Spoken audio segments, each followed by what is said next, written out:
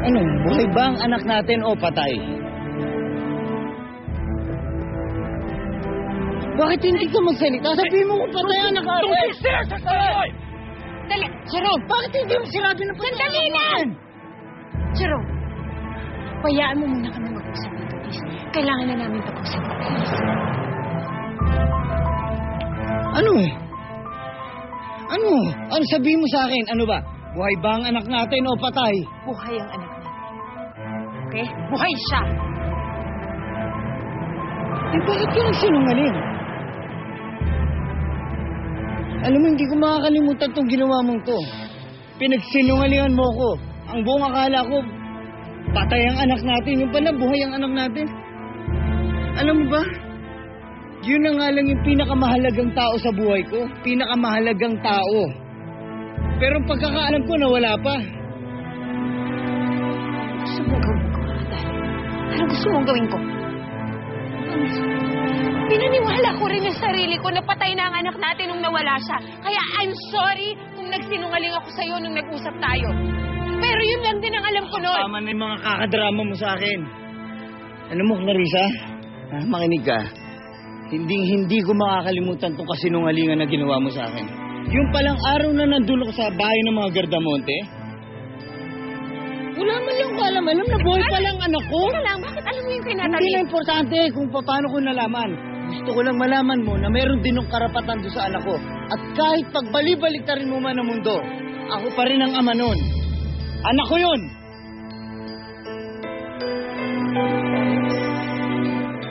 Daryl, anong gagawin mo?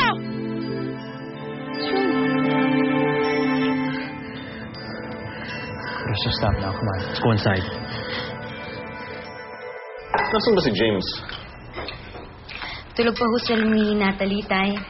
Eh kasi naman ho, magdamag hong nagkwentuhan, kaya nga ho, hinahayaan ko na lang po muna. Nancy, tumawag ang lawyer natin eh. Gusto makipag-set ng dialogue ang mga recto tungkol kay Natalie. Bakit ho ba? Meron ho ba sila magagawa? Makukuha ho ba nila si Natalie? I doubt it. Gustong ipalabas ni Clarissa na hindi niya inabandon si Natalie. Kaya hindi dapat pinakapon. I have a feeling hindi basta-basta susuko si Clarissa. Eh kahit di naman ikaw si Clarissa, basta-basta mo na lang bang i-give up yung bata? Hindi na. Nancy, hindi naman natin kailangan gawin ito. I'm sure walang patutunguhan ang usapan yan. Hindi, Tay. Haharap tayo sa kanila.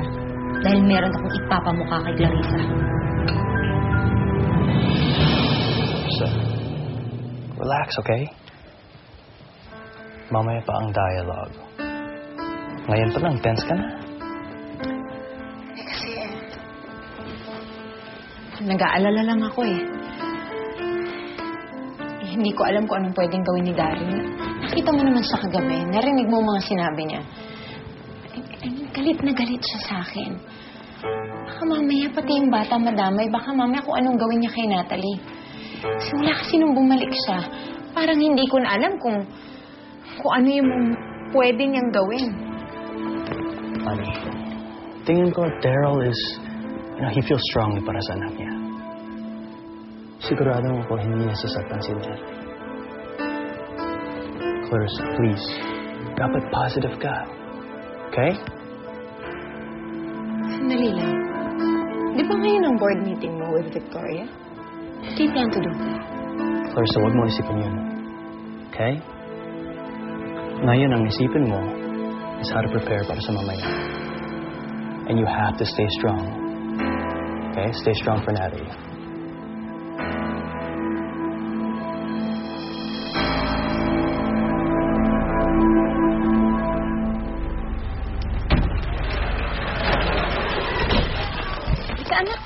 Dahan-dahan.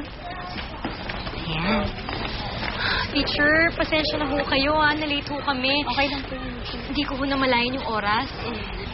Teacher, ako na lang po ba ang hinihintay? It's okay, Natalie. Huwag mo na lang uulitin yun, ha? Yes, teacher. Sandali. Huwag ka muna pumasok. Kasi na si nanay. I love you, anak. Teacher, pasensya na kayo. Okay lang po yun. Sige. Bye, anak. Sige po. Ingat po. Salamat po.